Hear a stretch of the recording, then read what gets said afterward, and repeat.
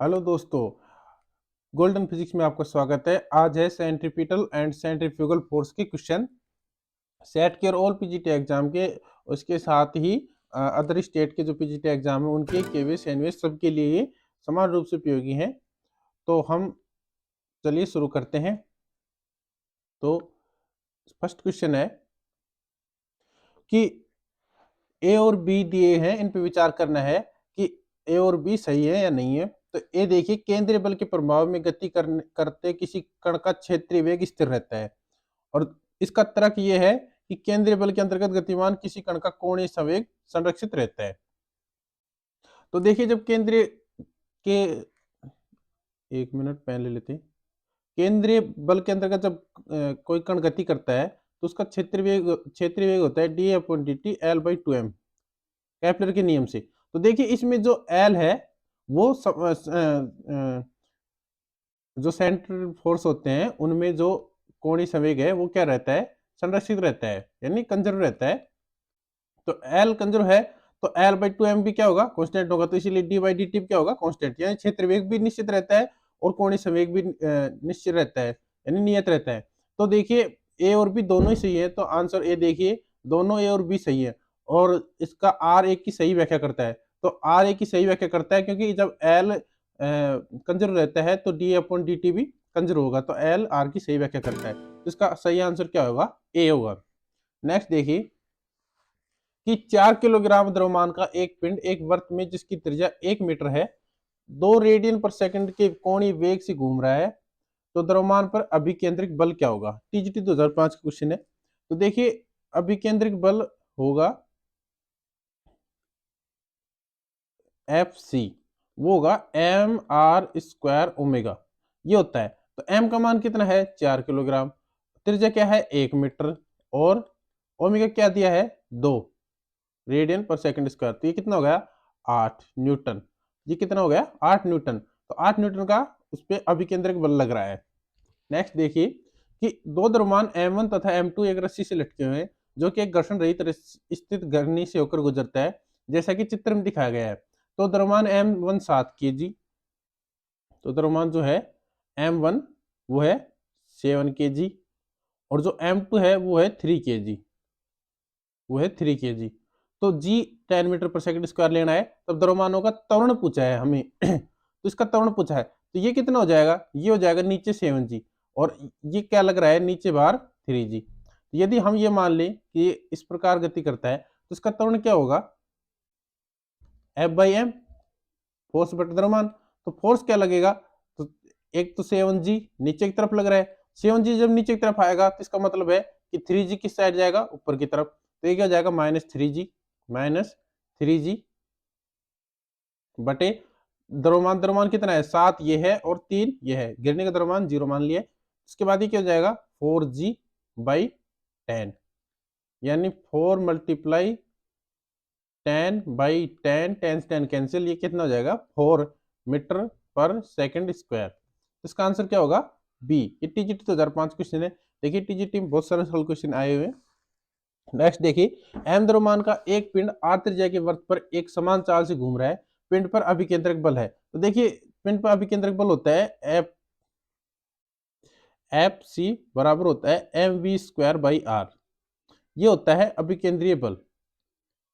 जब कोई कण वृत्त पर गति कर रहा है तो इसके ये इस बल के कारण ये इस वृत्तीय मार्ग पे गति करता है। तो इसका आंसर क्या होगा A, m we square by r. TGT 2013 question था। नेक्स्ट देखिए, टीजीटी 2011 क्वेश्चन, एफ बल के अंतर्गत एक एम द्रव्यमान का कण आर त्रिज्या के वृत्तीय पथ पर नियत चाल से चल रहा है, तो इसकी चाल पूछी है हमसे। तो देखिए, अभी मैंने बताया था इसका फॉर्मूला कि एफ बराबर क्या होता है M we square by R.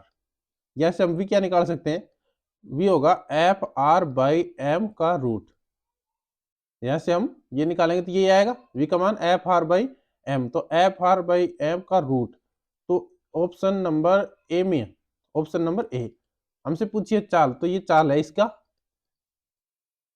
ये इसका परिमाण है, तो जो परिमाण होगा वे का वो चाल होगी। तो root F by R M इसका चाल है। ये टीजी 2011 क्वेश्चन है। नेक्स्ट देखिए कि एक उपग्रह वृत्तीय कक्ष में पृथ्वी की परिक्रमा कर रहा है उस पर केवल निम्न बल लगे हैं: गुरुत्वाकर्षण जनित अभिकेंद्रीय बल, बी ऑप्शन में है कक्षीय गति के कारण उत्पन्न अभिकेंद्रीय बल, सी में है कोई फोर्स नहीं लग रहा, और डी है कि कक्षा के स्पर्श रेखीय बल जो कि उपग्रह के प्रदत्त यंत्र उत्पन्न करता है।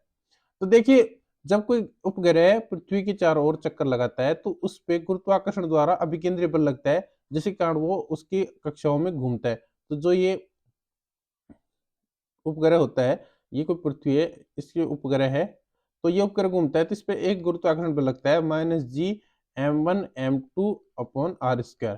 m पृथ्वी का है और m2 उपग्रह का है, तो इस पे एक गुरुत्वाकर्षण बल लगता है जो कि अभिकेंद्रीय बल के रूप में काम करता है। तो इसका ऑप्शन ए सही है।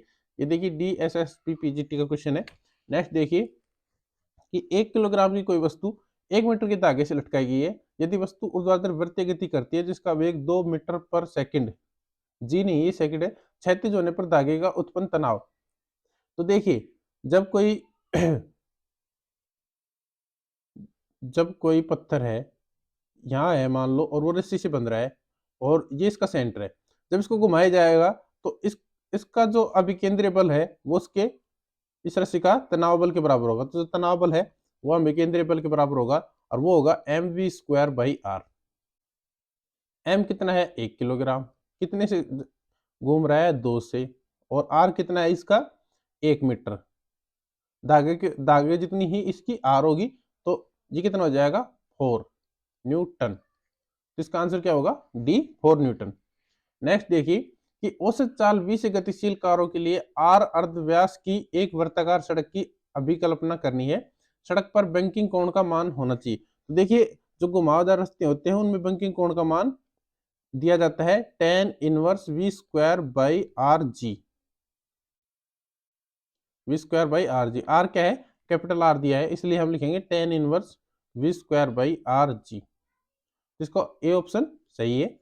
नेक्स्ट देखिए कि द्रव्यमान m1 तथा m2 है, ये r1 तथा r2 त्रिज्या की वृत्तों पर घूमते हैं। यदि दोनों कारों का परिक्रमण काल समान है तो उनके कोणीय वेगों के अनुपात पूछा है। तो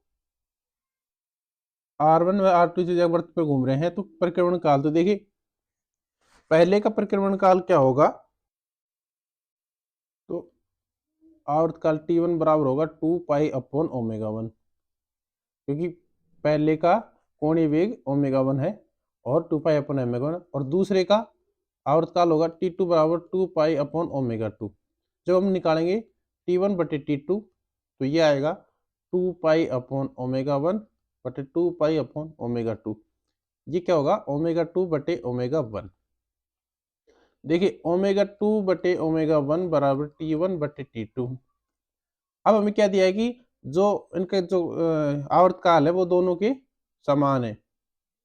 ये देखिए परिक्रमण काल समान है, तो t1 और t2 क्या है, समान है, तो ω2/ω1 क्या आ गया, ω2/ω1 क्या आएगा 1।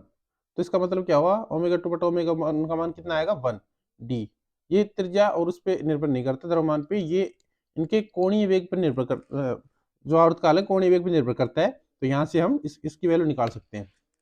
नेक्स्ट देखिए कि एक साइकिल चालक जो एक मोड़ पर 20 किलोमीटर पर घंटे की चाल से पार करता है त्वरण रहित होता है, तो कारण उसका ये दिया गया है कि उसकी चाल में कोई परिवर्तन नहीं हो रहा। तो ऑप्शन देखिए ए तथा आर दोनों सही है। तो देखिए, जब कोई साइकिल वाहक जब किसी मोड़ पे से घूमेगा, जब किसी मोड़ पे से घूमेगा ये, तो देखिए इसकी चाल तो समान रहेगी 20 किलोमीटर पर आवर। इसका मतलब ये बात तो सही है कि चालक का 20 किलोमीटर जो चाल है वो सही है, लेकिन जब ये घूमेगा तो इसकी हर पॉइंट पे इसकी क्या होगी, दिशा परिवर्तित होगी, हर दिशा परिवर्तित होगी, जिस कारण इसके त्वरण का मान आएगा। क्योंकि जब वेग बदल रहा है, चाल तो समान है लेकिन इसका वेग बदल रहा है, वेग की दिशा बदल रही है, इसलिए वेग बदलेगा, और वेग बदलेगा तो उसका क्या होगा, त्वरण उत्पन्न होगा। इसमें क्या गया है कि त्वरण रहित होता है, तो त्वरण रहित नहीं होगा, त्वरण सहित होगा, और उसका कारण दिया है कि इसकी चाल में कोई परिवर्तन नहीं हो रहा है। तो देखिए चाल में कोई परिवर्तन नहीं हो रहा, चाल तो 20 किलोमीटर पर आवर ही रहेगी, लेकिन इसका त्वरण बदल जाएगा। इसका मतलब है ए तो सही नहीं है लेकिन बी सही है। ए सही है नहीं, हाँ ए सही नहीं है और बी सही है। तो देखिए ए और आर दोनों सही है, ये तो गलत हो गया। सी ऑप्शन देखिए ए सही है, ए तो गलत है। डी देखिए ए सही है परंतु आर गलत है, ये सही है इसका आंसर डी। ए तो गलत है लेकिन आर सही है। नेक्स्ट देखिए कि एक जल से भरी बाल्टी को 4 मीटर त्रिज्या के ऊर्ध्वाधर में इस प्रकार घुमाई जाती है कि जल नीचे नहीं गिरता, तो एक चक्कर का अधिकतम समय है। हमें क्या पूछा है? टी। तो इसका आवर्तकाल होगा टी बराबर 2 पाई आर। ये तो इसकी दूरी हो गई, चली गई, और किसी वेग से चली गई v से। तो देखिए जब ऊर्ध्व में पूछा है तो यहाँ पे जो कोणीय वेग होता है वो होता है v बराबर रूट आर जी। कोणीय वेग नहीं, सॉरी, इसका जो रेखीय वेग होता है इस पॉइंट पे होता है रूट आर जी। तो ये इसका मान हो जाएगा 2 pi r by root r g. हम वैल्यू रखेंगे 2 पाई, और आर की वैल्यू कितनी है? 4 मीटर, और बटे आर की वैल्यू है 4 मीटर और 9.8। जब आप इसको सोल्व करेंगे तो इसका मान आएगा 4.02 सेकंड, जो कि लगभग 4 सेकंड के बराबर मान सकते हैं। ए ऑप्शन सही है। नेक्स्ट देखिए कि एक हवाई जहाज आकाश में उड़ रहा है, एक क्षैतिज समतल में यू टर्न ले रहा है। हवाई जहाज के मुड़ते समय इसके पंख क्षैतिज बने रहेंगे, ऊर्ध्वाधर हो जाएंगे, अंदर की ओर झुकेंगे, बाहर की ओर झुकेंगे। तो देखिए इसके जो पंख है वो क्या होंगे? ऊर्ध्वाधर हो जाएंगे। क्यों? क्योंकि जब ये टर्न ले रहा होगा तो इसके पंख ऊर्ध्वाधर होंगे, तो ये जो अभिकेंद्रीय बल है वो ग्रहण करेगा। तो अभिकेंद्रीय बल को प्राप्त करने के लिए इसके पंख ऊर्ध्वाधर हो जाते हैं, जिसके कारण हवाई जहाज मुड़ने में आसानी होती है। तो इसका आंसर होगा बी। ये पीजीटी का क्वेश्चन था। नेक्स्ट है कि एक उपग्रह पृथ्वी के चारों तरफ पृथ्वी की गुरुत्वीय त्वरण जी के प्रभाव में ओमेगा 1 कोणीय गति से परिक्रमण कर रहा है। यदि जी का मान अचानक घटकर g/4 हो जाए तो उपग्रह की उसी कक्षा में कोणीय गति ओमेगा 2 हो जाती है। यदि ओमेगा 1 बराबर x ओमेगा 2 हो तो x का मान पूछा है हमसे। तो देखिए जो कक्षा में घूम रहा है उसको जो अभिकेंद्र त्वरण होगा वो गुरुत्वीय त्वरण के बराबर होगा। तो गुरुत्वीय त्वरण जी किसके बराबर होगा? ओमेगा स्क्वायर आर के बराबर। तो हम फर्स्ट के लिए फर्स्ट ले लेते हैं, ओमेगा 1 स्क्वायर आर। उसके बाद क्या कहा गया है कि इसका जी का मान घटकर g/4 हो जाता है। तो अब क्या हो जाएगा? g/4। तो इसका जो कोणीय वेग है वो बदल जाएगा, वो हो जाएगा omega 2 square R. Omega 2 square R. तो हम निकाले जी और इसका अनुपात g/4 इक्वल टू क्या हो जाएगा? ओमेगा 1 का स्क्वायर आर और ओमेगा 2 का स्क्वायर आर। आर से आर कैंसिल, जी से जी कैंसिल। ये हो जाएगा ओमेगा 1 का स्क्वायर बटा ओमेगा 2 का स्क्वायर बराबर 4। यहाँ से लिख सकते हैं ओमेगा 1 बटा ओमेगा 2 कितना होगा? 2, और ओमेगा 1 बराबर क्या होगा? 2 ओमेगा 2। कंपेयर करेंगे ओमेगा 1 बराबर x ओमेगा 2 से, तो x का मान क्या है? 2। x का मान कितना आया है? 2। तो इसका आंसर क्या होगा? ए। पीजीटी 2010 का क्वेश्चन था। नेक्स्ट देखिए पीजीटी 2010 का ही क्वेश्चन कि एक कण 25 सेंटीमीटर त्रिज्या के वृत्त पर 2 परिक्रमण प्रति सेकंड की गति से चल रहा है, तो कण का मीटर प्रति सेकंड स्क्वायर में त्वरण। तो देखिए त्वरण क्या होता है? त्वरण होता है ए बराबर ओमेगा स्क्वायर एम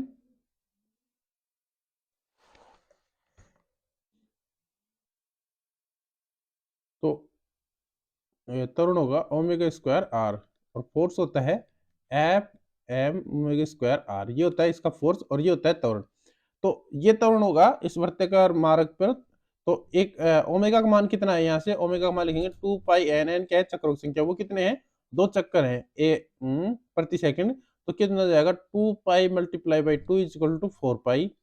तो हम वैल्यू रखेंगे एक की, तो एक में रखेंगे तो ओमेगा स्क्वायर यानी 4 पाई का स्क्वायर, और आर, आर की वैल्यू क्या है? 25 सेंटीमीटर।